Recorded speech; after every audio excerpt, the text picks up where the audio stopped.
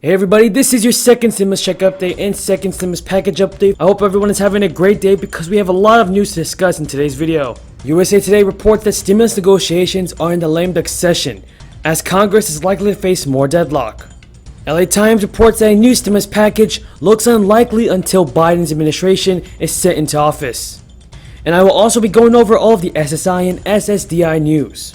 But first, be sure to subscribe to my channel, click the notifications bell, and give this video a like.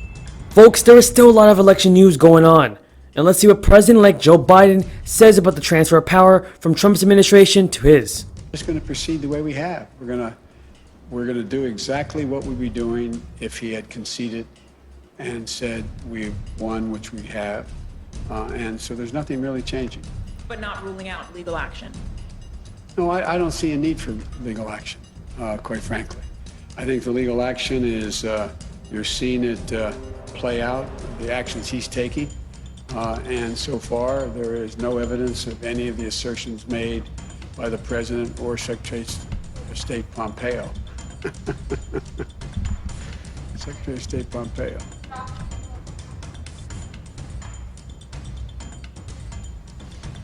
Thank you, Mr. President-elect. Democrats are on track to lose a handful of seats in the House of Representatives. That could make it harder to pass legislation with just Democratic votes. I'm just curious, how does that impact your plans for what priorities you think you can get through this Congress, especially if the Senate remains in GOP control? And during the lame duck, will you be coordinating with Speaker Pelosi on how she should be negotiating with Republicans? Well, I've spoken to the leader, and I've spoken to the minority leader in the House. And one of the urgent things that need to be done is people need relief right now. There we have it, folks. That's what President-elect Joe Biden said about the current election and the current state of America. By the way, do you agree with President-elect Joe Biden, and do you think that he will do a good job in leading our country? Leave your comments down below. Now, in regards to his second stimulus check, with just a few weeks left in Congress, and President Donald Trump preoccupied with the election aftermath, the path appears more murky than ever for a deal to be brokered before the lame duck session or during the lame duck session, which is the period in November and December before new Congress and President take power in January. Congress, by the way, did leave town before the election without passing a stimulus deal, and they have failed to reach an agreement after months of contentious negotiations. Both chambers will return to Washington next week with hopes of a deal. Historically, the lame duck session has not led to a large bipartisan pieces of legislation, and thus far leaders in both parties have not displayed any willingness to relent on key demands. Making matters worse, the relationship between the top two negotiators, which is House Speaker Nancy Pelosi and Treasury Secretary Steve Mnuchin, have broken down long before the election, and it's still unknown whether the president will even support a deal if one is brokered. Though a stimulus deal could remain the top priority, Congress will have little time to resolve all its policy differences, reach an agreement, and then pass it through both chambers before the House and Senate leave in December. The House is done with this year, December 10th, and the Senate leaves December 18th. Democrats have countered that Republican proposals are too small. On Tuesday, Senate Minority Leader Chuck Schumer called Republican proposals inadequate, assuming Democrats lose two outstanding Senate races where Republicans hold sizable leads.